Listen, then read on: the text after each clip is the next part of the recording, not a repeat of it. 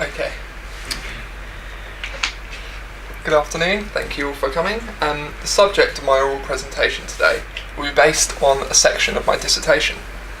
I'd like to start today by giving you a very brief introduction to the subject of my dissertation and the research that surrounded that. The overall aim of my dissertation was discovering what was new about New Labour. Today when I speak of New Labour, I'll be referring to the relaunched political party that was led by Tony Blair, which can be viewed to having differing policies to the Labour Party that preceded it. New Labour is often contrasted to this with a clear break and a demarcation between New and Old Labour, and Old Labour is a phrase which will be used in this presentation to represent that break. This retrospective account of the Labour Party examined changes that took place within the party between the years 1983 and 1997. As you probably realised, 1997 brings us up to Blair's successful general election victory, but I made the decision to go no further and examine New Labour in power. I thought I should make this explicit from the very start that we'll be examining the reformation process in the Labour Party, not the Labour Party in office.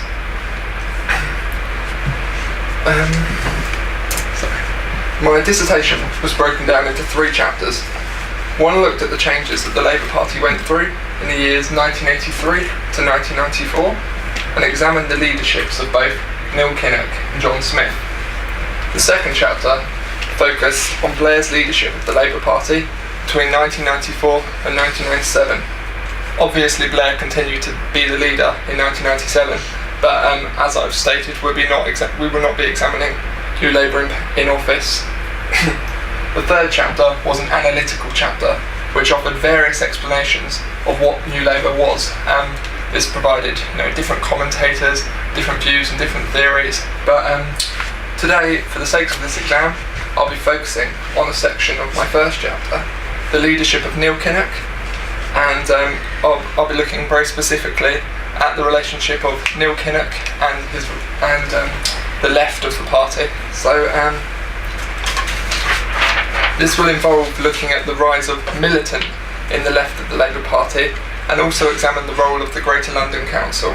This was led by Ken Livingstone at the time. My dissertation was not able to include material about the Greater London Council, but I feel this is an appropriate time to explore this further. In 1983, Kinnock inherits a Labour Party which is deeply divided.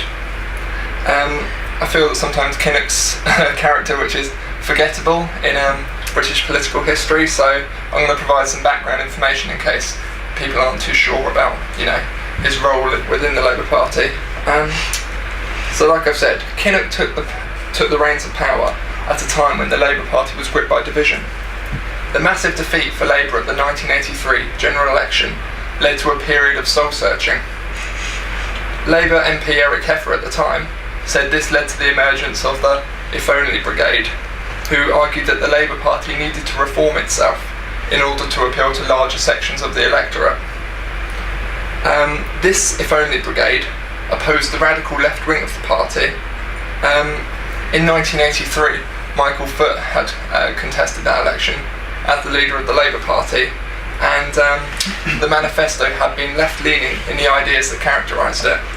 The calls for unilateral nuclear disarmament, leaving the European Economic Community, and the abolition of the House of Lords led the manifesto to being coined the longest suicide note in history.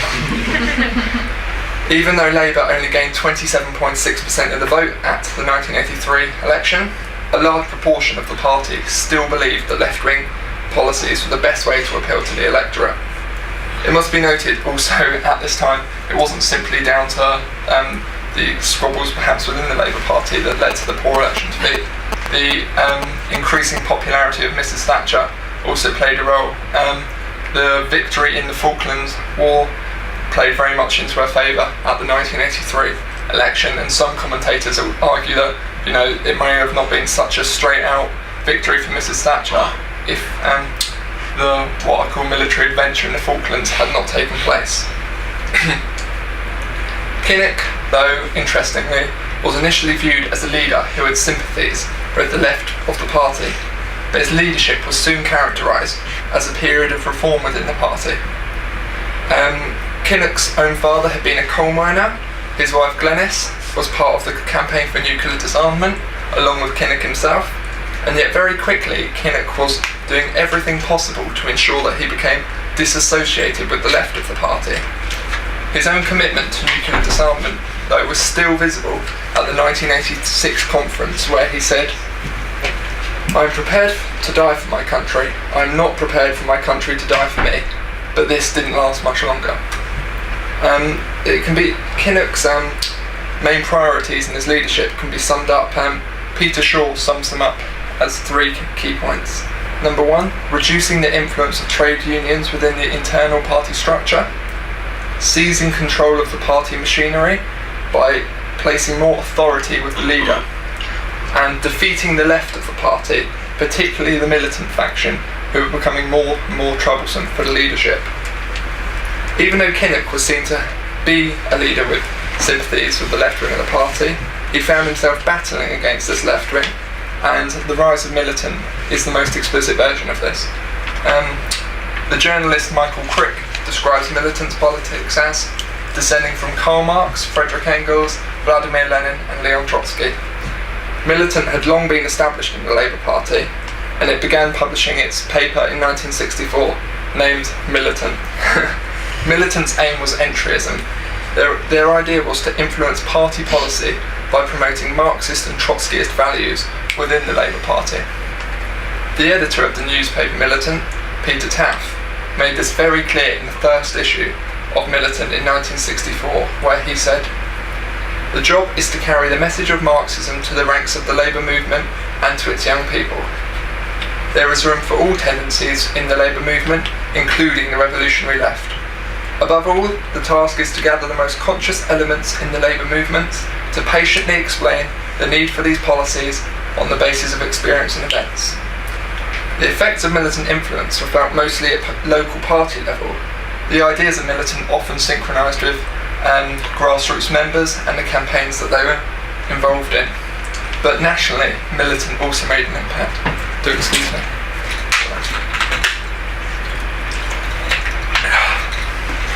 Nationally, militant made an impact. They gained prominent MPs such as Terry Fields and Dave Nellis in the House of Commons, and they also gained sympathy and support from the National Executive Council member Eric Heffer. Funds for the militant cause also increased. In 1964, it had set an annual target of £500. In 1980, for that 1 year alone, it raised £94,000, a significant increase, obviously. Militant, though, came to the attention of the public and became a concern for the leadership when they won the Council of Liverpool in May 1983. Almost immediately, the council announced that they would fight the government over cuts to its budget and stated its intention of carrying out its declared programme of building new houses, sports centres and nursery schools. This in turn led to the council running on a deficit. In 1985, Liverpool Council passed a budget in which spending outweighed its income, and the hope was that this deficit would be made up by central government.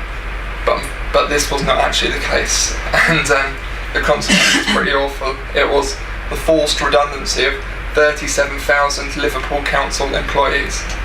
As we can imagine, this would have been devastating enough for the employees at the time. But to ensure redundancies would comply with the 3-month notice law, taxis were hired to deliver envelopes containing the redundancy notices in the last few days of that month to ensure that they would comply with this law. This particularly infuriated Neil Kinnock and set the stage for his very public attack against militant at the 1985 Bournemouth Conference. I'm going to show you about a 1-minute clip of this speech where he denounces militant. It's taken from a BBC News broadcast that evening. It's quite quiet. We've tried everything possible to make it as loud as possible, so listen intently.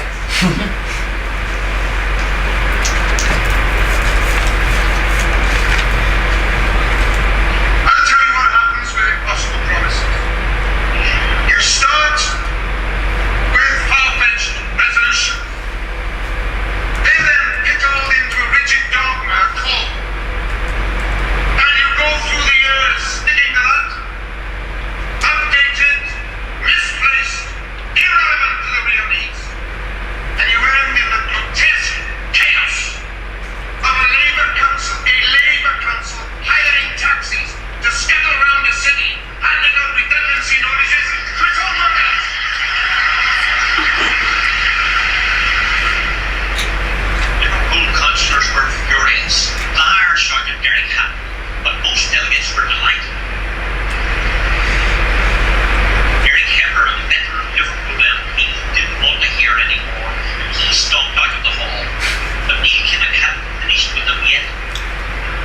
There we are. So that's a short clip on the news that evening, and it very clearly is a representation of the battle lines which were drawn at the point.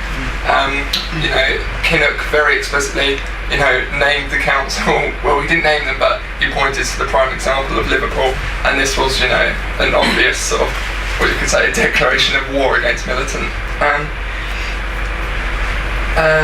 The next day, the headlines that followed seemed to be very much in the favour of Kinnock and his actions. The Mirror claimed Neil slays him, and the Daily Mail ran with the courage of Kinnock. So, this was very public at the time.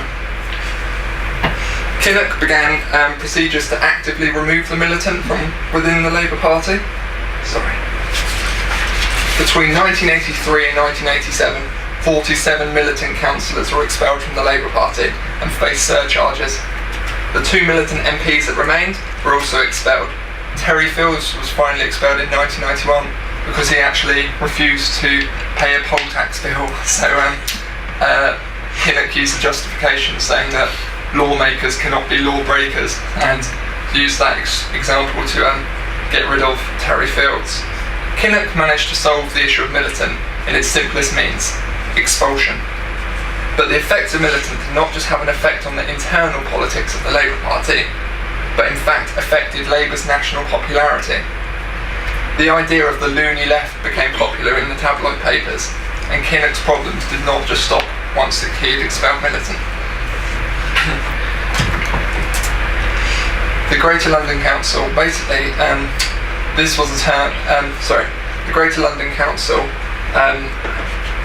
was an example of, now London is sort of has its Mayor of London. At the time, the Greater London Council had been established since 1965, and in the 1981 election, Labour won a majority with Ken Livingstone as its leader.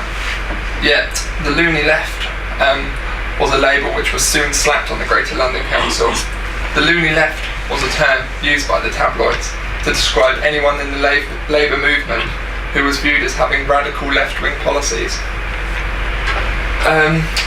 Petley argues that the British press had long time perfected a way of representing the ideas and personalities associated with socialism as so deranged and psychotic that they represented a danger to society. The GLC was no exception. Livingstone himself was actually popular within London, but soon became a thorn in the side of Kinnock and the reformists within the party. His policies were viewed as too socialist and too left-wing. When Livingstone came to power as the leader of the GLC, he began carrying out a set of left-wing policies. These included a fares fare policy, which reduced the cost of public transport. He also increased the spending on housing and services. But it was the political actions of Livingstone that often led him and his supporters to be coined the loony left. He met with Sinn Féin MP Gerry Adams, who at the time had connections with the IRA, and he wasn't actually allowed into Britain at this time, yet Livingstone met with him. Livingstone also commissioned a statue of Nelson Mandela at a time when the Thatcher government was denouncing Mandela as a terrorist. It's laughable now. Most effectively, the GLC displayed the rising unemployment figures on the side of their council building, directly opposite the Houses of Parliament, as a reminder to the government of the chronic unemployment of the 1980s. Although a lot of the time these stunts were a bigger issue for the government, Kinnock also strongly believed that the actions of the loony left were affecting the electoral chances of the Labour Party. Even though the antics of when I say the loony left, I should be doing this at the time, but I forget. This is just a term which is used, it's a difficult thing to define, But even though the antics of the loony left were always fabricated by the press, they were still sometimes influential in forming public opinion. Peter Jenkins, the columnist, lists some particular stories which were reported by the tabloids at the time against the loony left. Some of them are laughable. For instance, Haringey Council would only allow Nicaraguan coffee to be sold, and introduced courses on homosexuality into its nursery and primary schools. Ealing Council removed all books it considered to be racist and sexist. Hackney London Borough Council ended its twinning arrangements with France, West Germany and Israel, and made new twinnings with the Soviet Union, East Germany and Nicaragua. None of these things are true, but at the time had an effect once represented in papers such as The Sun and etc. The GLC was abolished by central government in 1986, despite none of these things being true. For the government, this was an easy way to end a strong opposition. For Kinnock, this was a relief in the sense that he no longer had to denounce the actions of the left wing of the party.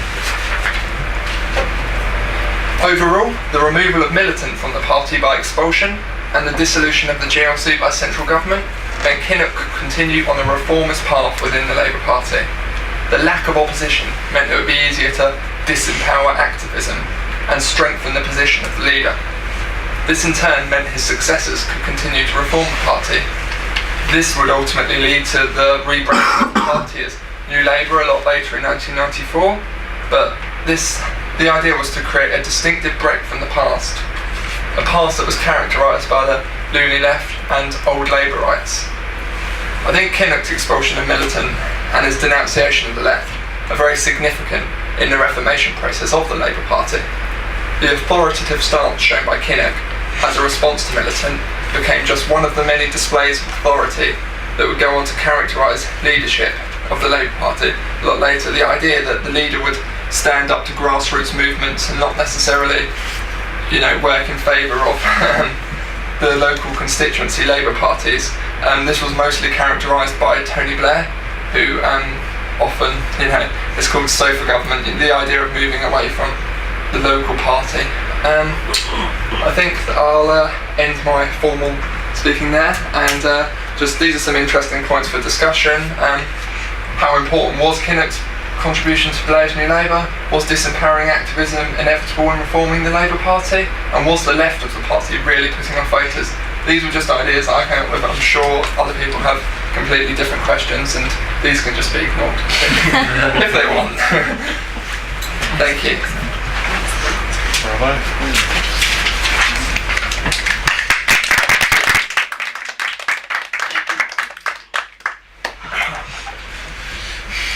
Questions? Yes. I seem to remember that. Thank you for that, because it really does take me back to the good old days. And to the last question, is the left of the party, when it was the loony left, really did. Because I was in London at the time. The title of your first chapter, I think you were talking about Kinnock and Smith. That's correct, yes. And then I'd really like to know your opinion of the duality of Kinnock and Smith, because I think Smith is the saddest thing ever, really. Right. Can you expand a little more on that?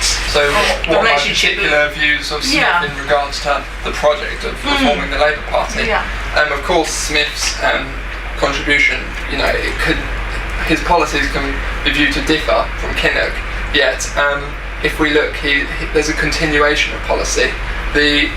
Continuing the idea of one member, one vote, reducing the influence of trade unions, and there was no way that Smith was connecting himself with the radical left of the party at all. So where people can say Smith differs to Kinnock, that's a fair thing to say, but the main things at the time were still increasing the one member, one vote.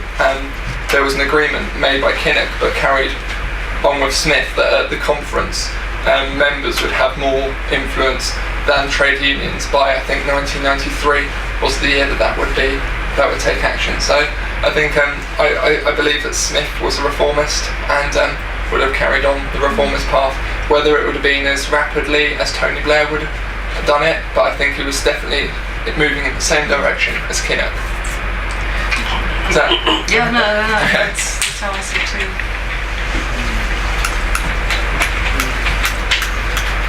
How much would you say the need to reform the Labour Party was down to the idea that the left was unable to offer a kind of viable alternative to a capitalist global economy? I mean, we've discussed about this before. We're looking at the Soviet Union, how government ownership of industry, and I mean the biggest one I know in this case is the Labour Party's move away from Clause 4. I mean, to my mind, that is the biggest change. I course. mean, and the economics essentially. So I mean, how much would you put down to the economic factor?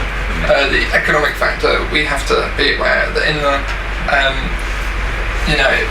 1979 is a real break. The late 70s, you can see the end of the post-war consensus. Labour, come to power in 1945 with Attlee as its leader.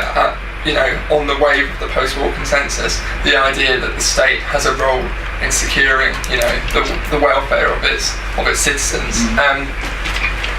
The chronic economic, the massive economic downturn of the early 70s, and then you get the winter of discontent in 78, 79. These create massive, massive flaws in the idea of Keynesianism, I suppose. And people start to question, and Mrs. Thatcher manages to, jump on the bandwagon, with this idea that Keynesianism is no longer acceptable. She takes the idea of the household, that you mustn't spend more than your income, things like that. And this, I suppose, creates a situation where the Labour Party is in opposition. There was the idea of, consumerism in the 80s, where people were, business interest comes into play. The City of London becomes a main, banking, centre of the world. So all these factors sort of, if I clarify it, the end of the post-war consensus means that Labour can no longer stick to its old ideas that may have characterised the party from 45 into perhaps the late 70s. Is that clear enough? Yeah, for There's sure. so many factors there. It's complete British political history, and I'm going to try and just hit the nail on the head. No, that's fair enough. There are so many factors, but I would say that the end of Keynesianism is an issue. Yeah. Yes, Peter. One thing you haven't mentioned is the formation of the SDP. Yes. And I wonder what kind of impact you see that having on the internal evolution of the Labour Party. So I suppose things like, the Gang of Four and the Lime, I think it's Gluckstein and Cliff Cliff and Gluckstein, who argue that, the Limehouse Declaration was the most damaging thing towards the left at the time, in the early 80s. And I think the Gang of Four, were seen to be reformists. Of course they were, that's why they broke away. And I think that it definitely affected the mood within the Labour Party, but I believe that those that didn't leave the Labour Party, meant that they viewed that reformism had to happen quicker than it was perhaps happening. So I suppose the formation of the SDP led to a situation where the reformists within the Labour Party felt they had to hasten the speed of reformation if the Labour Party was going to continue to be one of the larger political parties in the United Kingdom. It wasn't so that it wouldn't be relegated behind the SDP, because I think it's at the 87 election where the SDP get the highest amount of votes. I think that's correct. I don't think it's 83. Okay. Is that adequate? Do you think the strategy worked? I mean, and how important do you feel that was as a motivation for what Kinnock was doing? You didn't list that as one of the key aims of Kinnock, but I wonder, was it actually quite a key element in Kinnock's strategy? So sorry, the SDP is a... Yes, as an alternative. Oh right, okay. So I think it's a motive for Kinnock. Just Kinnock's main motive, I suppose, was to make the Labour Party electable once again. And this can be done through reformation. So the SDP obviously play a role in that, but I think he realised that by 1983 that Labour was on the slide. They lost, I think, 3 million votes. They lost 3 million votes between 1979 and 1983. If the 1979 loss wasn't bad enough, you've lost 3 million votes being in opposition. This is pretty awful. So he realised Labour was on the slide and anything possible.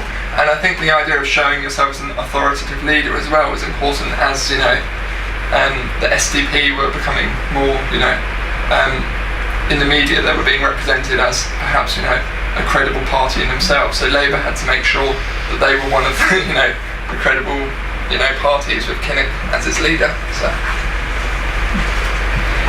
Yes, comrade. I don't know too much about the history of the Labour Party, but my understanding is that effectively when Blair comes in, he almost hijacks the party to kind of take it into a new direction. And I was wondering what the key features between old and new Labour were, the ones that retained. Okay, so key features, I suppose. Clause 4 has been mentioned. This is the biggest thing, and it's always seen as perhaps the starting point of New Labour. When Blair announces it at the, I think there's a special.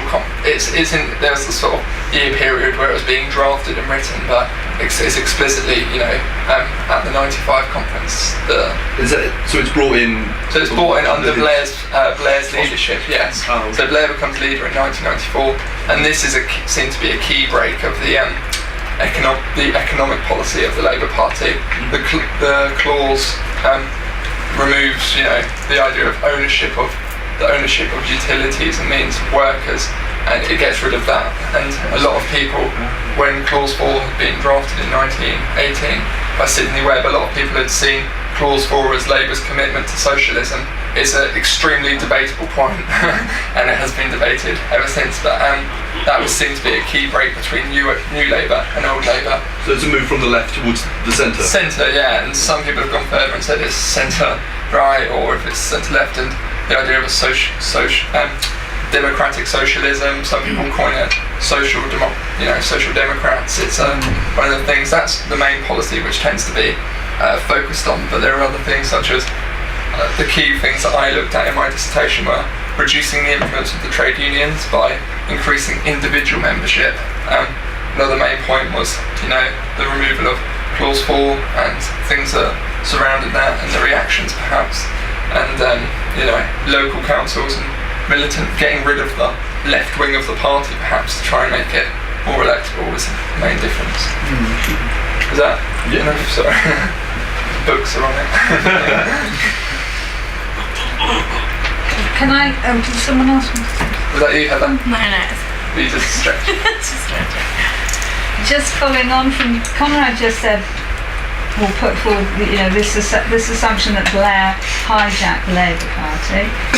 Now, from what you've been saying, I think you're certainly suggesting that there's more continuity than that between Blair and his immediate predecessors. So that if I've misunderstood you, say so. But you seem to be saying that Kinnock and Smith were already taking the Labour Party in a particular direction. So did Blair hijack the Labour Party, or would you say that there was a continuity, or what was distinctive about what Blair brought? What's interesting in is '94. In '94, I think onwards. There isn't just a continuity or a straight, sort of path of reform going in the Labour Party. Something very distinct takes hold, and it's the idea of Blairism. Commentators such as Steinberg argue that Blairism was a small faction within the Labour Party, but managed to hijack the entire party, to move it in the way which Blair liked. And there's a small group of people that surround Blair at this time, like Gold and, Alistair Campbell, and you have Peter Mandelson, all these people, Gordon Brown, it's a small faction, yet they managed to move the Labour Party directly in their, in the way which they wanted it to go. And that's, I think, it's not just a simple continuity where Kinnock and Smith can be seen to be moving in the Reformation process. I think it's something a lot more, it's referred to as the Blair Revolution, I suppose. It's something a lot more distinct. It's not just a continuation. So was that, can I just, sorry, Was that clear enough, Jill? It's a good start, but I just want to press you a little bit more. I think we can all benefit from learning what is distinctive about Blairism in terms of policy or presentation or party machinery. I mean, what did he bring to it that was different, that constitutes Blairism as against just New Labour?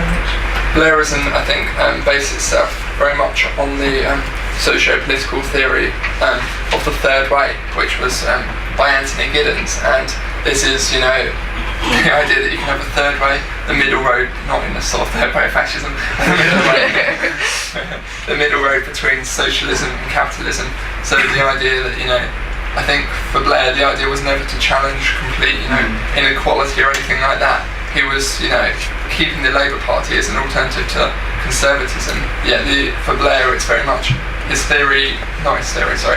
his policy relied on the idea of Anthony Giddens' third way. So, did you want some policy examples or things like that to make it clearer? I wasn't sure. Well, I know it was a very of broad course, question, but let's just be detailed. Reducing the power of the trade unions meant less income, presumably. Yes. So what was Blair proposing about sorting out that particular problem, for example? The alternative, finances here came from the idea of big business. Labour had to get used to the world of business, and their donors, become incredibly important. Extremely rich people, who had perhaps influence within the party. I think Lord Sainsbury, over a 10-year period, provided £12 million to the Labour Party. That's a small sum. If we could, there's plenty of others, which are far greater. But it's Blair's. He's very accepting to be in the world of big business. And Peter Mandelson said. Say that again. Peter Mandelson said they were incredibly relaxed about people getting filthy rich as long as they paid their taxes. Sorry, Darren, you had your hand up for ages. A comment. Another thing what I remember of Blair anyway was I don't know if this is a distinctive break from what old Labour is to new Labour. Perhaps you can fill me on it.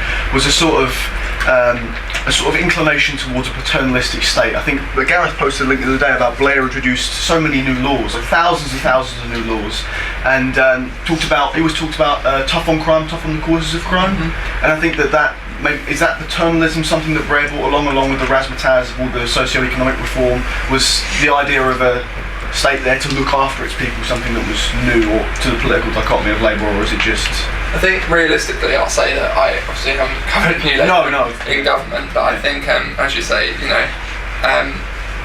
Blair came to power in '97 with the idea of they were going to do something. They always had to be doing something, and people have written, various sort of accounts where he was rushing around, different offices. We must get this policy through, and it was a constant idea of. I don't know how. Government. Well, yeah, I'm not sure how qualified I feel to argue that it was completely paternalistic and things like that. But I see your point with the idea of making laws. But as far as I'm aware, Blair came to power and he just wanted to. Be a prime minister and do things. He wanted to be memorable. It's a byproduct of his emphasis on active government. Yes, perhaps. Yeah. Okay, Sorry, Colin? Do you agree with Ed Miliband that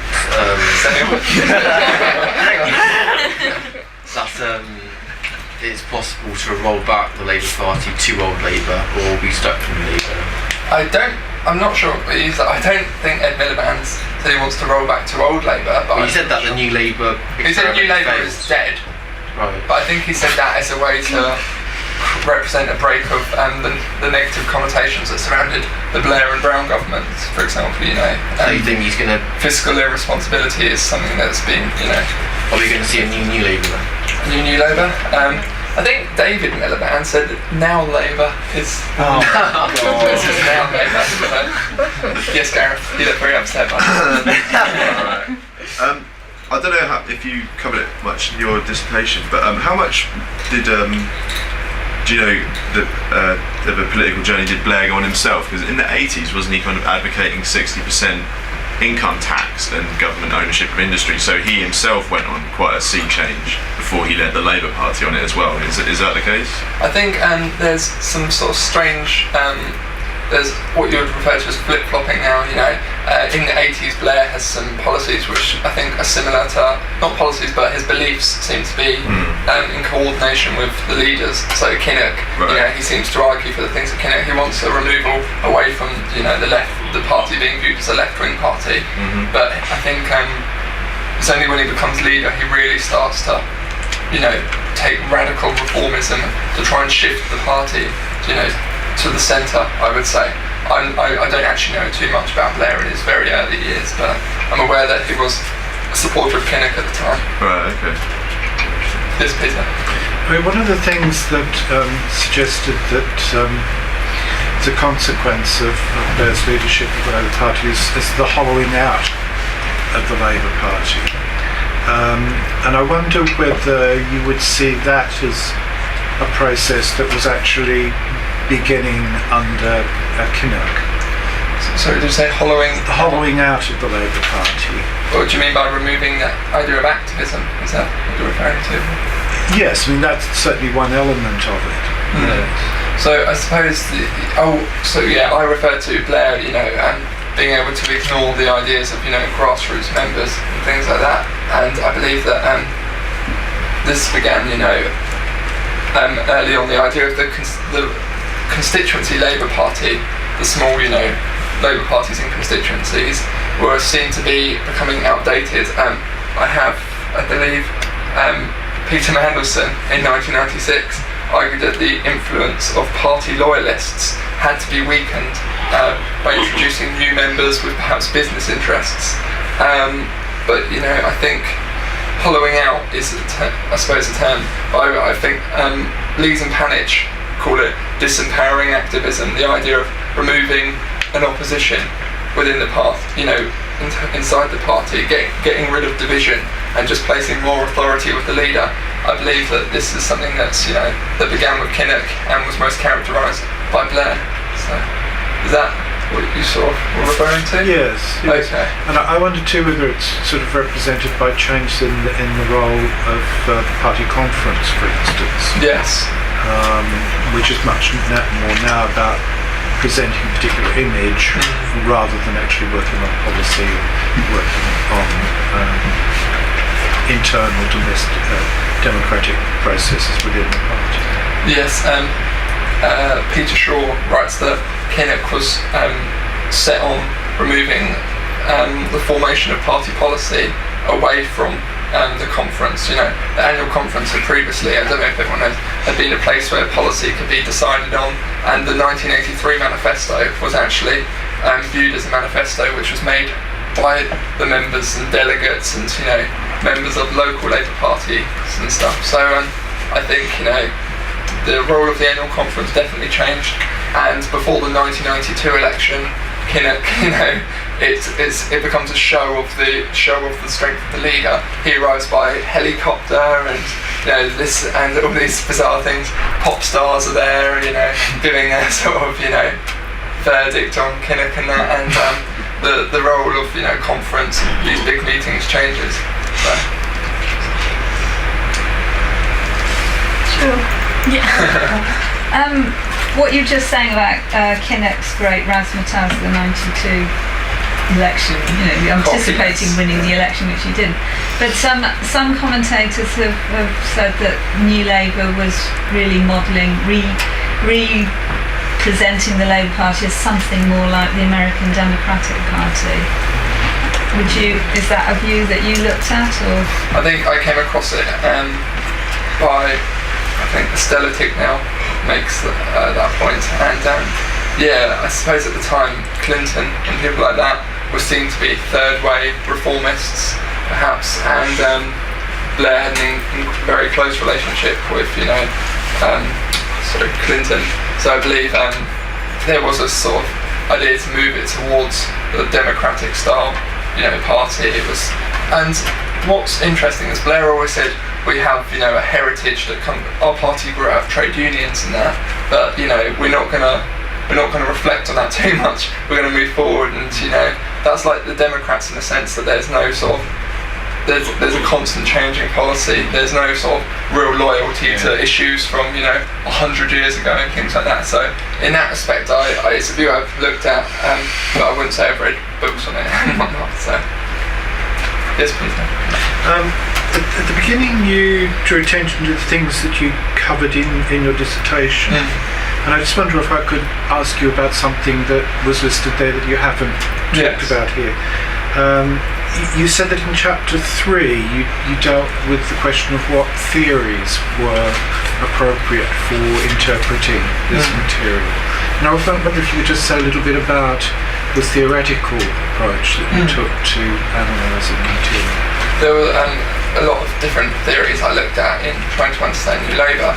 One of the first ones was New Labour was simply just a continuation of a reformation within the party, because the idea was that in Europe other social democratic parties had been on a process of reformation, and the Labour Party was simply just another example of this. So in Britain, this was just the Social Democratic Party reforming itself, the 21st century as such. And from this theory, I dismissed it quite early on, and sort of I presented the theory, but then said there was something a bit deeper, and I ended up concluding that Blairism is the best way to understand New Labour. It's the motor of change. It was this small faction which we've said hijacked the party, but I think it accelerated and it took on its own it had particular characteristics, and it accelerated, change in its ideas in its favour, perhaps. So I think that's the ways I've looked at it. I don't think it's simply just another reformation of a social democratic party in Europe. I think it's something a lot more particular to Blair and the people that surrounded him. And like I said, Blairism is the term I've used, but it might be contentious. Anyone else? Would you put it at all within a sort of a broader context of changes within, say, the economic system, within processes of globalisation, which were taking place from the early 1980s onwards?